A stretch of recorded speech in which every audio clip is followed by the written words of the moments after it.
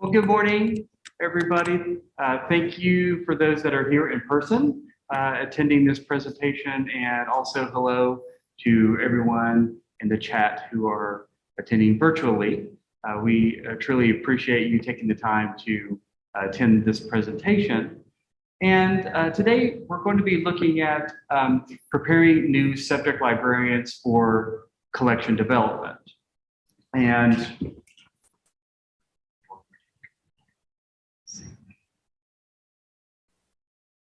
so my name is Cory Tucker. I am from the University of Nevada, Las Vegas, and I am the head of continuing resources and collections. And my name is Matt Torrence, and I am more a traditional liaison librarian at the University of South Florida in Tampa. We'll talk a little bit more about our roles and why we vehemently dislike each other, and as we get a little further. It's not obvious? Yeah, it's obvious. All right. So this is just an overview of the presentation and some of the topics that we're going to cover today. Depending on the time, we do plan on having some discussion questions. We're free, if you have questions during the presentation, feel free to ask them. We don't have to wait till the end. We have left time at the end to take a few questions as well. Matt is actually monitoring the chat. So if you do have questions in the chat, he is looking for those, and we can answer those if needed, or wait till the end and address those. If you didn't have time to ask a question, or you don't feel comfortable asking questions in front of everybody or in chat, we will show our contact information. All right, one quick note, they're only seeing me and not the presentation file. Yeah, all I'm seeing is you. Okay.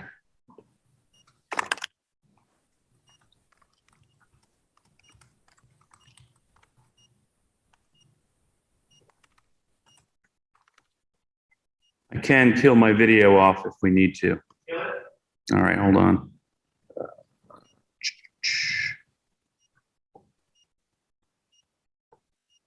All right.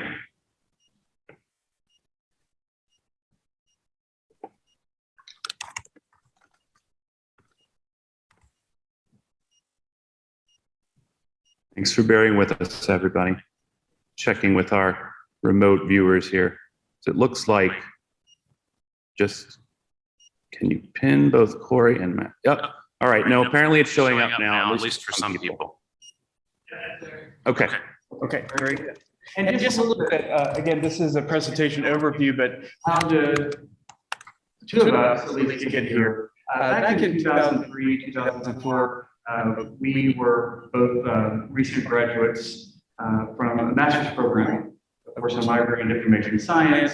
And we wrote an article about being new subject librarians and having collection development responsibilities, and sort of gave us, it gave us an opportunity to address how we went about fulfilling the collection responsibilities in our position. And so, of course, now looking back, we're now at about 18 years since that article was published. And we are seeing collection development change and evolve significantly, and it's not always traditional in a sense as far as collecting and building collections. So we are going to, of course, talk about our roles and how we're helping new librarians with their collection responsibilities, but we will also be kind of throwing out some new trends that we were seeing. And again, the discussion questions are, what are you all doing? What are you all seeing out there in the library world? And that's kind of what led us here, in addition to sort of our growing older professionally together over the last 18 years or so, to very different roles. I've kind of become more specialized, and he has done the same. It's more in the administrative leadership role, and we'll ask some questions about that too. But looking back on it, and I don't know how long, and this will be a little show of hands, or people can type in chat if there's questions here. or you want to sort of indicate how many of you, and this is somewhat rhetorical, but please feel free to raise your hand. How many of you had a collection development class required as part of your master's program? Okay. In the room here, two of seven did. It was not a requirement for us. It was an optional course, which I always thought was strange because, you know, the first thing that happened was then you're a professional librarian usually, and you're kind of a little bit lost. So you're learning from the deep end of the pool very, very quickly. I was a graduate assistant in an academic library, so it gave me somewhat of a leg up. Many of you may have done the same, depending on the type of library, or had experience that was transferable, scalable. So that's sort of what we started thinking about. You know, there was a general lack, and that's what we're seeing in the chat. Classes even called collection development. We'll get into the nomenclature too, which now it's collection management, or they're using a whole set of different terms, and the umbrellas sometimes have different meanings. So that's something that was literally one of the next points that I was going to introduce is collection management versus development. I think, and I don't know, Cory, you can add to this, collection management feels like the macro term. The macro term. Yep. Development now specifically refers to sort of that old, to me, old-timey model of what I used to call book fondling, which is not the best terminology in the world, but it's funny and indicative. And then, so, you know, not many of you had it as a course. Some of you did. I'm seeing in the chat, it was one of my favorite classes. I did take one, but it was very superficial. In my program, it happened to be a Saturday course that we did over an accelerated scale, sitting in a theater, literally listening to a wonderfully knowledgeable person, but without really any digesting time to sit down and do a project. So that's something that we're going to think about in future slides, but that knowledge gap stood out, the experience. And now, as we'll see, and I think you all will agree, so much has changed that's taking it out of that individual hand in a lot of cases anyway, and becoming a bigger and more large scale endeavor. So just one of the first things we noted was that gap. And I know that a lot of schools do require it now, but it's not a universal requirement. I think one of the things that we're interested in pursuing, after the Charleston conference is really looking at what are the requirements in a master's program and seeing if a class is required or even offered. We've actually had a couple of librarians come into the University of Las Vegas without a collection course. So, you're starting from scratch in those instances. All right. Since we're coming out of the pandemic and everybody's been at home and they have animals, we thought it would be better to have pictures of our pets instead of canned stuff from Google. So, but what I'm going to really talk about is dealing with new librarians from an administrative perspective. And to me, it's vital to have a plan for onboarding. You need to have clear expectations and expectations for responsibilities.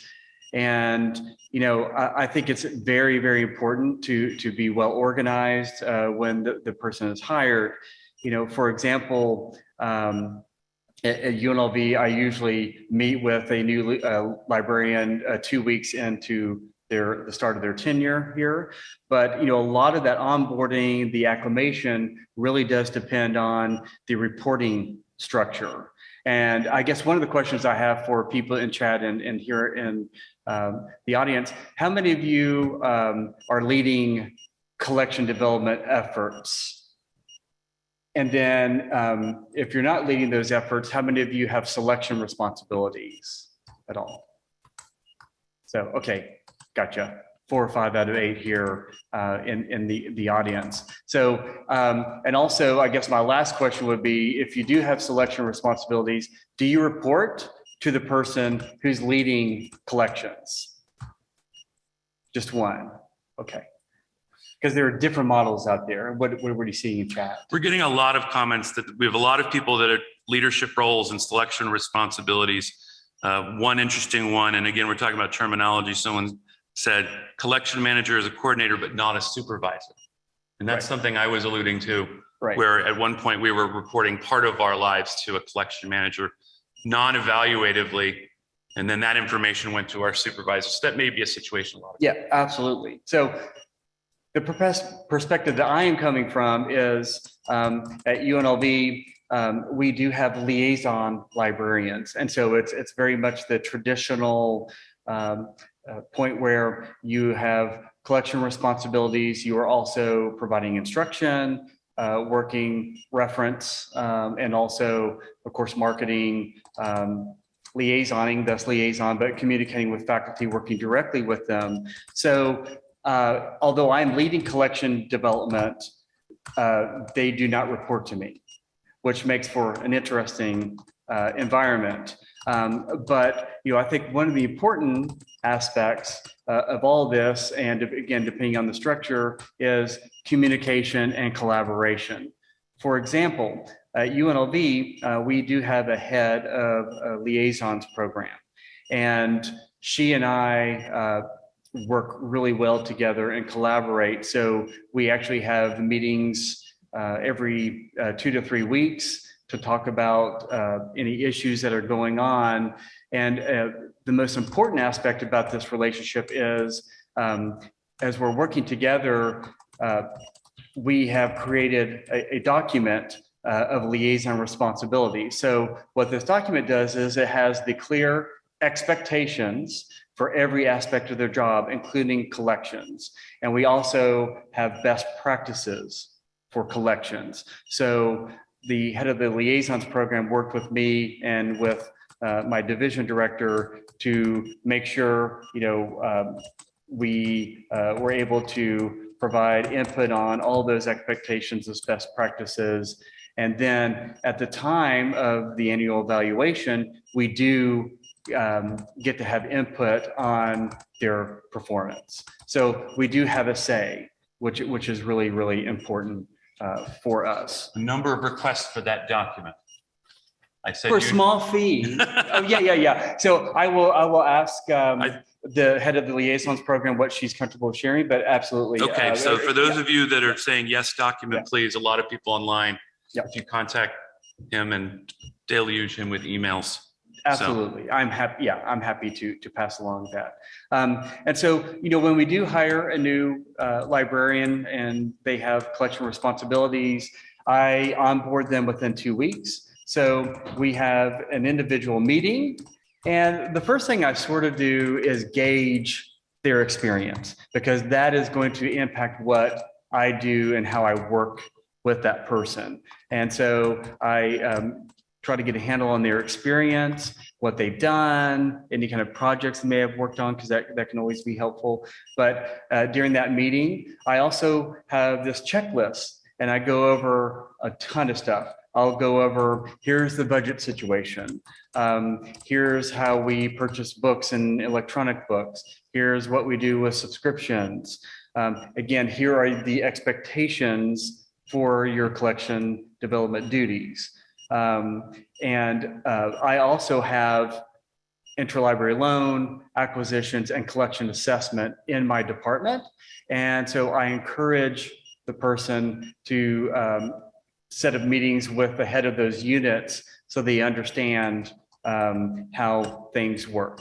And it's important to go over, here's the process for selecting a book and what happens to it. Here's the workflow as far as getting it, if it's not coming shelf ready, how we catalog it and how it's made available.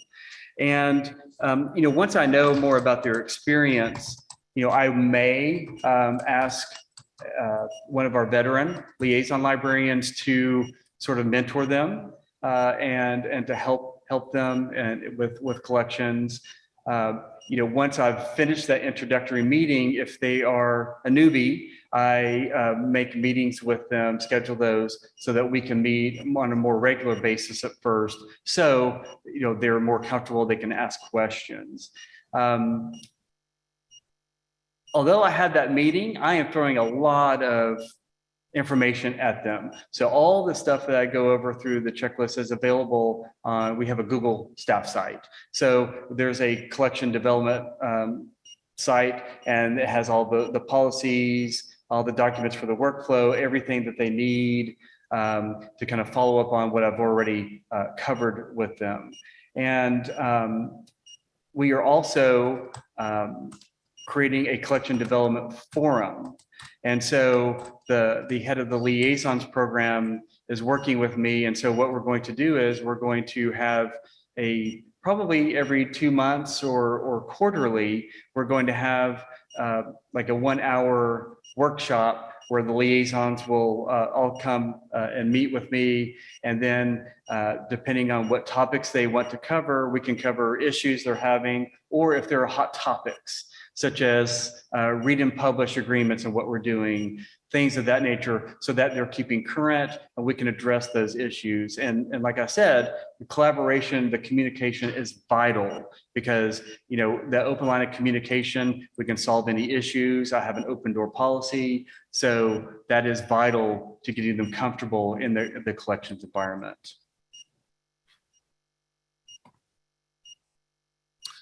So there is the library issued cat that I received upon graduate now.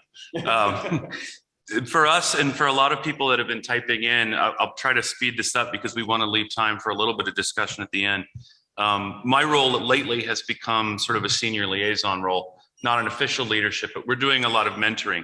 So we haven't invested as much, and I want to see that document once he gets approval as well.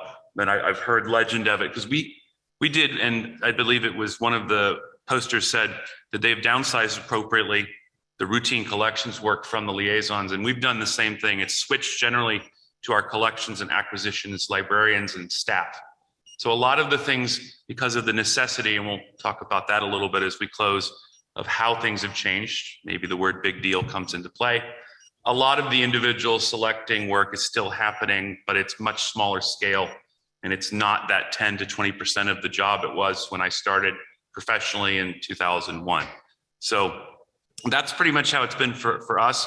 Also with downsizing, budgetary or otherwise, chosen or not chosen, we were very, very lean. We had at one point 9 public service librarians and an FTE over 50,000 students.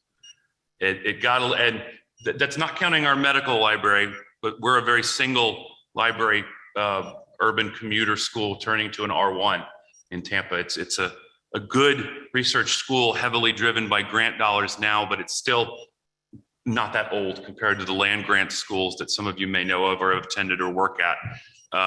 We only began in the late 50s. So that's what we both share, is a little bit of that environment. We're kind of newer kids on the block. But for me, I've recently had the chance to work with a new batch of librarians. And it's been really interesting to see how they're trepidatious about some things and not about others. The fear of the online platforms that got me a little bit, and everything changing from words I was familiar with like Gobi and approval slips, which are long gone, but those are vestiges of my early days, are still there. So what I've had to do is learn from them. And I think a lot of you may do that too. You sort of learn from the new librarians in many cases, or if you don't, you're not very smart, because they may come with recent educational practices, or if they're a new professional that's changed after their first 5 or 6 years or whatever, they may come with a library that taught them a different path. So we're like trying to be very spongy right now and take on new things as we try desperately to tread water and keep up. But it's not out of desire. It's not bad administration in our part, hopefully not in yours either. So my role, and a lot of us that have been around for a while, we just had a spate of retirements. And so I went from being third most senior to being, I think, the most senior public services person in a span of 6 months, losing a lot of what they would say is institutional memory. So when these new ducklings come in, I kind of become this den mother, which my wife thinks is hilarious, but it's another story. And this is one of my favorite topics. I just wanted to say, I think collection development policies is like seeing the Loch Ness Monster. So I want to know what you all think. Yeah, and so this is sort of our really, maybe if we have a couple of minutes for discussion, you know, I remember back in my collection development class, it was create a CD policy and how you're going to build a collection. And so at the time it was I guess somewhat useful and interesting. But coming from an administrative perspective, I wonder how important collection development policies are or will be, because I get it from having a very long document that's strategic, that can basically go through how you're collecting, what you're collecting. It may even have some budget information, and so I think they can be important from a strategic perspective, because it does potentially provide a framework for how you collect. It can be great for long-term planning, short-term planning, and I also think it's a good document for maybe I say the community, but the general public. We have about our FTEs about 23,000, a little over 32,000 for the school, and since we are a public institution, public users can come in, but I think it's important to have something for faculty, students, for the public to know how you're collecting, what are your areas of foci, and some of the formats you're buying, things of that nature, censorship. So addressing a variety of issues. But I think from looking at a lot of other institutions, not all collection development policies are created equal, because I've seen some that are very detailed and may even have a breakdown of, like a conspectus, where they have the breakdown by LC and very minute details on what they're collecting, and others it's a page. And so I think the usefulness depends on the detail and how it's used. And so I guess my question for everybody is, does the institution or the library in which you work, do you have a CD policy? I'm assuming you do, but how detailed is it?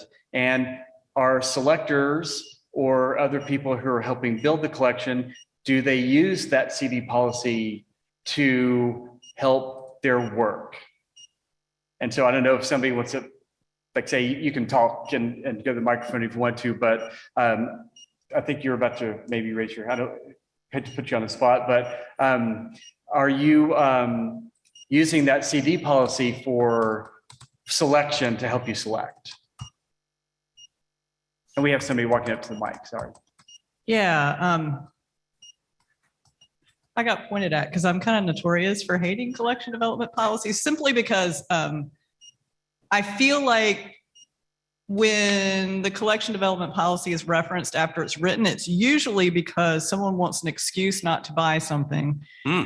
And we can't buy that because it's, according to our collection development policy, we can't, we don't collect X, but somebody needs X. So what do you do with that? We have a whole bunch of collection. Oh, I'm Carol Kramer, Wake Forest University, by the way. We have a whole bunch of collection development policies for every subject, because last time we went through our accreditation, it said we were supposed to include collection development policies in the documents we turn in. And someone took that to mean we had to have one for every major in the curriculum, not that we had to have like one. So we have a lot of boilerplate ones that I think were all written last time we got accredited and filed in the equivalent of a drawer, right? A folder somewhere, on a you know what I'm saying, a shared drive. So yeah.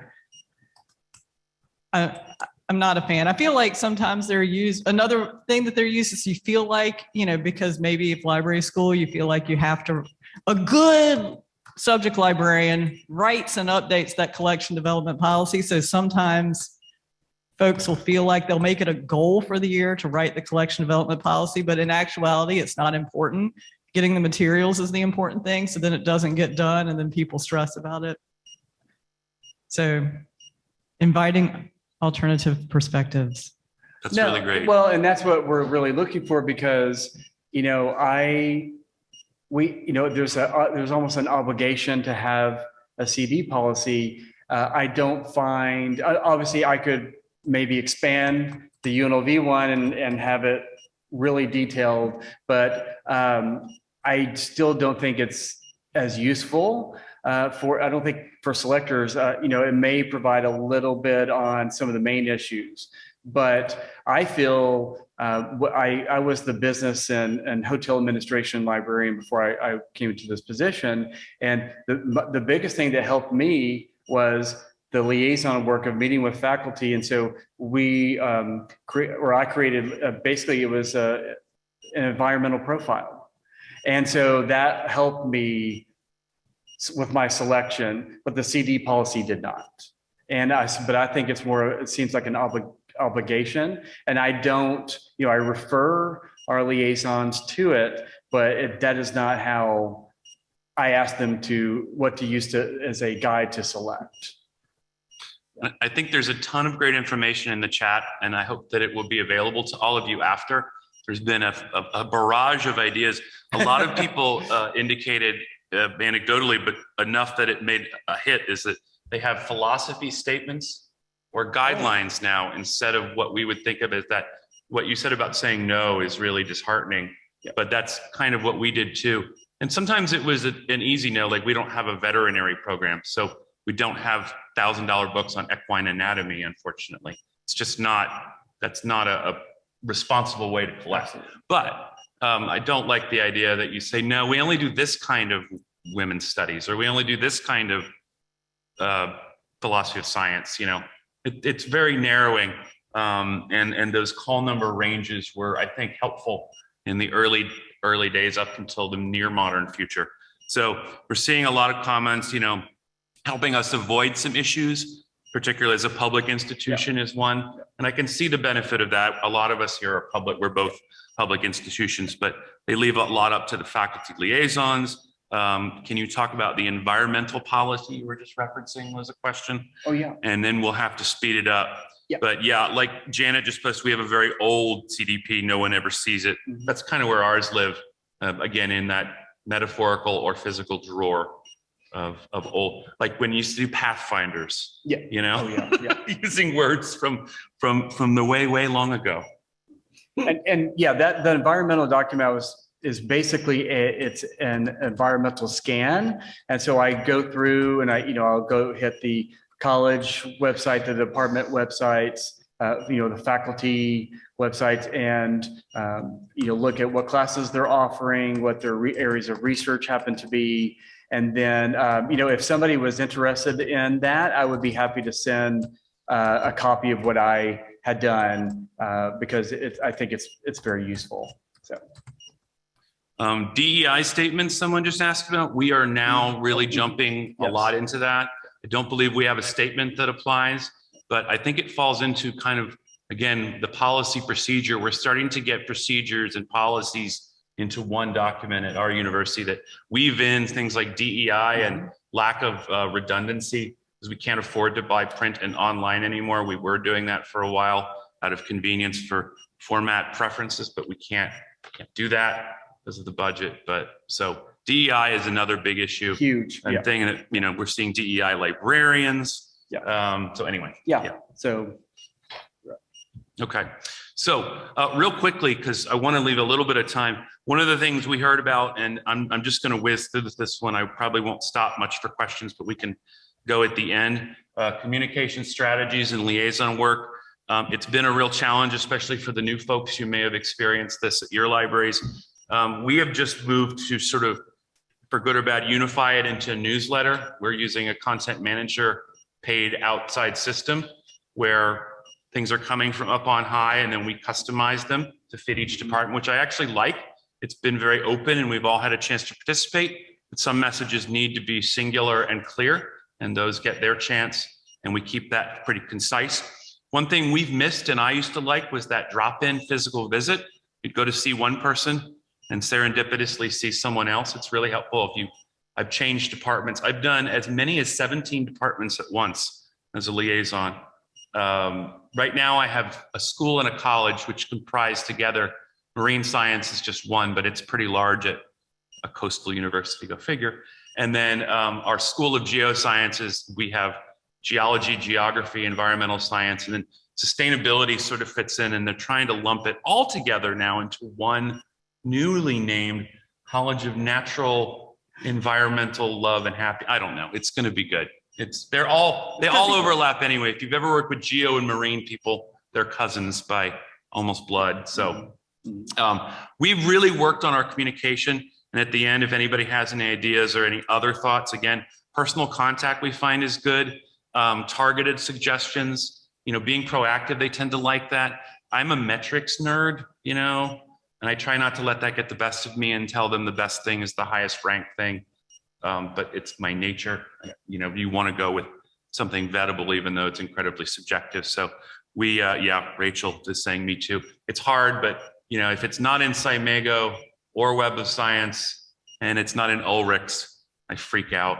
And for the person who asked about syllabi, we actually have the ability to go into Canvas and look at syllabi surreptitiously, which is a secret that I just revealed and probably shouldn't have. But nobody that cares is listening. IT gave us benevolent godlike powers. We can't change anything or see grade books, but we can go in and look at syllabi. So we target there, and that's how, email is saturated. So it's a big thing. And then real quickly, the other elements of liaison work, if you want to go to the next slide. Finally, from sort of the foot soldier role where I am leading a cavalry group, if you will, time management's really hard. Realizing you can't do everything that you want to do. You can't be all things to all faculty since so many of us have undue workloads. But and what we can talk about this at the end as we begin to wrap up. Resource selection, a lot of it's automated just by the nature of the beasts and how these massive deals and demand-driven, patron-driven, data-driven, however you want to call how we buy books at our university. Maybe you do a lot of that too, but a lot of our deals are, here's the amount of money we're going to spend, and at the end of the year, whatever gets used the most gets purchased. And that's just become a fact of life for us to maximize use of the things that we've gotten. So we don't really look at the new catalogs as much as we used to, of publications from a particular publisher, but we still do. And then collaboration, sometimes they'll put us into groups. I created a template that we really want to do for those of you that have been more focused on graduate or faculty, because that was something I was doing. I'm sort of back not doing that as exclusively, but when I was doing environmental scans, which is when I really got into metrics for 3 years. And I would create these reports using SciVal and Insights, which are the complementary products from two companies you've probably heard of, that, the Coke and Pepsi of that world. And it was really interesting to see what came up. And now there's grants products to do that. So, following the money is a dangerous game, but one that I feel like I have to at least try to play. So collections, it's kind of the same way. But we look at faculty interests. We try to be, squeaky wheel gets the greasing is sort of how it's been a lot. And some departments are very needy in a good way in sort of a format. Art and history need books. And I haven't bought a physical book in the last 2 years. It's just, I'm a science librarian now, and that's just not what we do at our institution. So I haven't been watching the chat as carefully, but yes, it's great to be able to see the syllabi. And I don't know how we got that. I think it's because I know one of our IT guys, and he just sort of flipped a switch for us and hasn't flipped it off. So if it happens, somebody told on me. It's good to know people. Yes. All right. So, and just, we're getting low on time, so I'll quickly go over. So when I do have a new liaison come in, I really work with them and try to lead them so they can gain knowledge, what's in the collection, but also the discipline. Because I know many people who get thrust into a subject area like business that they don't know that much about. It can be difficult. And so, I recommend that they go browsing the book stacks, and I have them write down the LCs or provide them the LCs and let them go kind of see what's up there. It's always, I think, a good exercise. Of course, reviewing anything that we have on that subject, like a LibGuide or research guide, that may also help them. As everybody else does, we have a list of databases, a list of journals that they can also browse as well. But the most important value that we add as a department is when I meet with them, I let them know what we can do for them to provide information. For example, we run lists from Alma is what we use of all the different types of resources in their area. We will run all the things we've acquired over the past several years. And that seems to be very, very helpful. Another thing that we did over the pandemic was we went through most of our journals are the big deal. So they're a database model where we have everything. We went through all of our standing orders and our journals and actually assigned them to a subject area. So we can actually provide all that information to them, which is extremely useful. And then another thing I do is, as many of you are in probably consortia, we are in GWILA, Greater Western Library Alliance. And so I always connect them with other liaisons at peer institutions. That seems to be very, very helpful as well. And of course, I'll recommend any professional associations. And then, getting to know the discipline, I think that environmental scan is very, very helpful. And the key aspect about that is, what's the user behavior? How does that discipline use information? Do they use archival content, current, both? Are they data driven? So do they use a lot of data? And also getting to know the major publishers or vendors in their subject area. And then the last thing is I always tell them, look at connected areas, because we're all seeing the trend of interdisciplinary research. And so it's important to also go find out more about the collection, how they use information in those areas. We may need to breeze through a little bit of this. Yeah. So again, another thing we are seeing is open access. And I'm coming at it from a couple of perspectives. One, I think it's important for liaisons just to have a basic understanding of open access, because it's great to have that elevator speech with a faculty member about open access. And again, it depends on the campus environment, the current environment.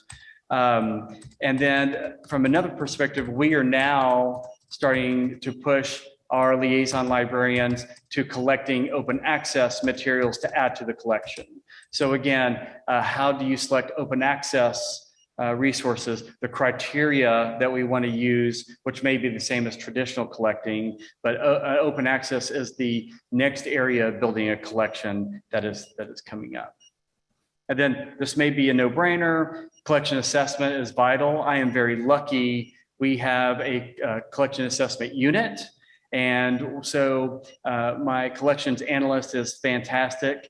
And so, we provide them with circulation data, usage data, cost per use. We can do citation. So what a faculty in their discipline cited. We look at a variety of types of information. It can be qualitative and quantitative, and also collection centered, usage centered data. And we can meet with them, say, this is what we have, what else do you need? And it's important to have a good perspective, but of course, usage is just one component of the picture. Are you okay sharing the name of the collection assessment librarian, or? Greg Volker. Greg? Yeah. Volker?